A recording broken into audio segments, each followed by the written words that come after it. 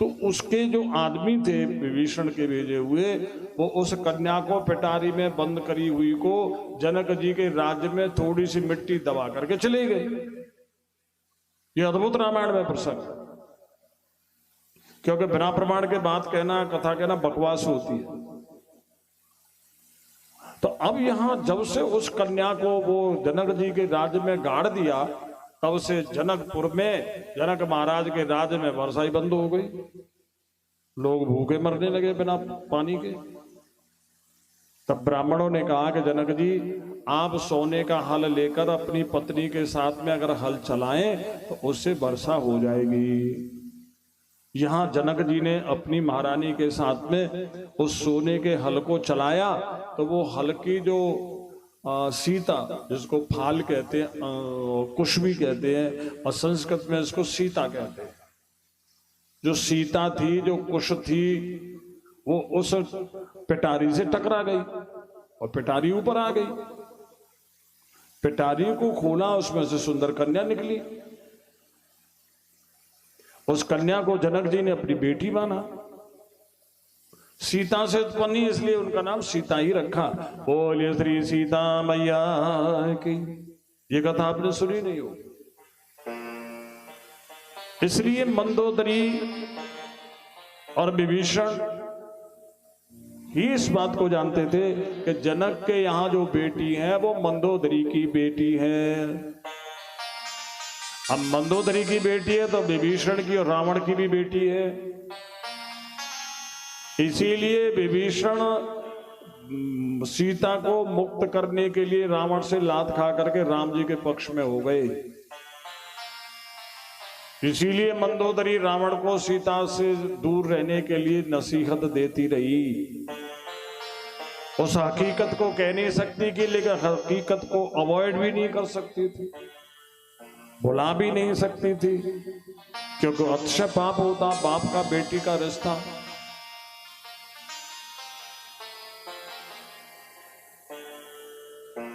तो इस तरह से यहां पर रावण ने और कुंभकर्ण ने, मेघनाद ने पूरी की पूरी धरती पर तबाही मचा दी।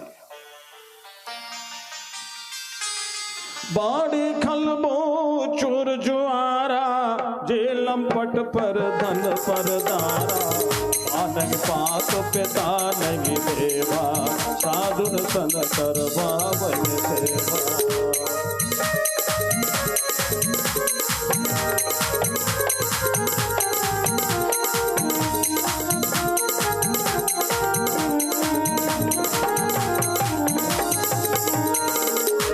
इतने राक्षस बढ़ गए, इतने अधर्म बढ़ गए कि माँ को माने न पिता को माने, साधु महात्माओं की बेइज्जती करें, साधु महात्माओं का धन खाएं, साधु महात्माओं को लूटें और साधु महात्माओं से अपनी सेवा करवाते।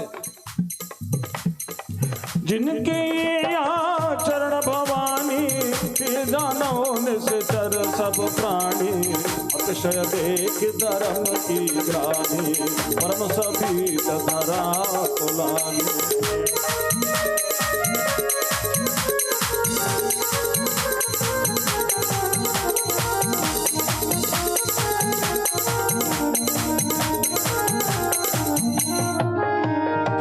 कह सके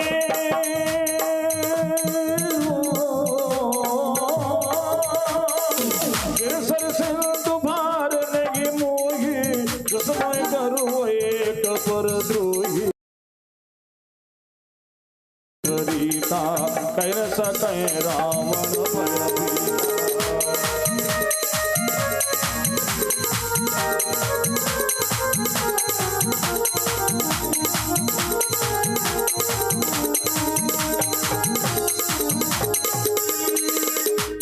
शंकर कहते पार्वती, धरती भयभीत हो गई पापों से, अत्याचारों से। सोचने लगे कि नदी पार समुद्र का बोझ इतना नहीं जितना पाप का, अधर्म का बोझ सहन नहीं होता, और यहाँ धर्म नाम की चीज नहीं रही। अब मैं कैसे सहन करूं, धरती परेशान हो गई। दीन रूप धरी हृदय विचारी, गई तहास असुर मुनि झारी, संताप सुनाए से रोई, बाहु के पशुपात होई।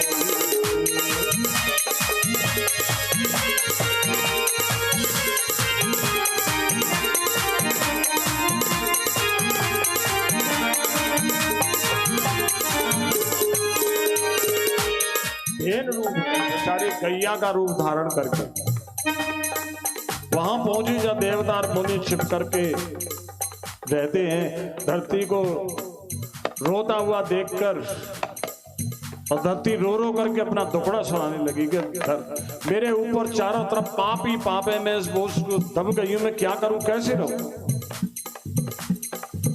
सुर मुनि गंधर्वा मिलकर सर्वा के विरंच के लोगा संग गोतन धारी भूमि विचारी